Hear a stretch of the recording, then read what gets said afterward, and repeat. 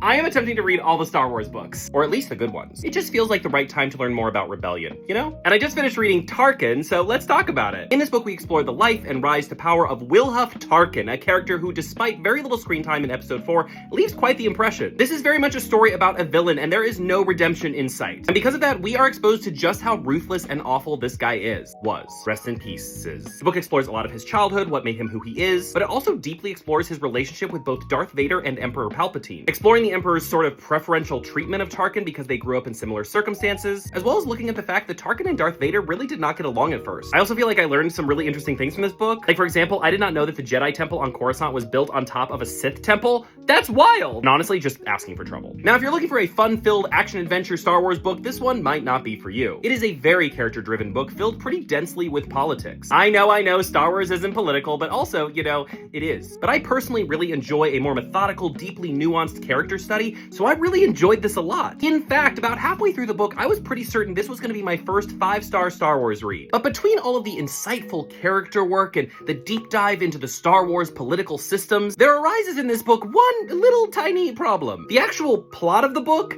is really not great. Essentially, the Emperor sends Tarkin and Darth Vader out on a mission so that they can, like, bond. And while on that mission, Tarkin's very fancy, technologically enhanced spaceship is stolen by some rebels. At which point, the book shifts from being an immersive character study into something more akin to a space version of Dude, Where's My Car?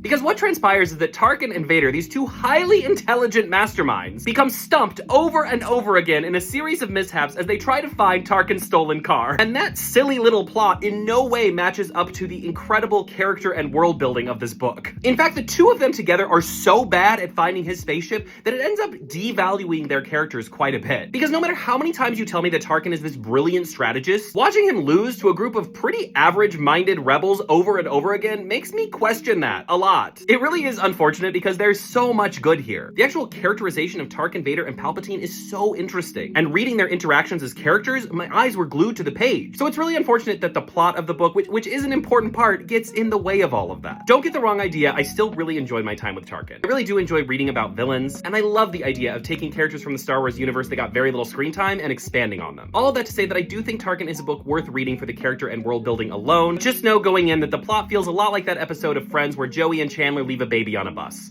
It's quite silly, to say the least. I still have a lot of Star Wars books to read. I also just got my hands on a used copy of Galaxy of Fear, woo, which a lot of you recommended, so I'm excited to check that out. But what are some of your favorite Star Wars books that you think I should check out? Let me know in the comments.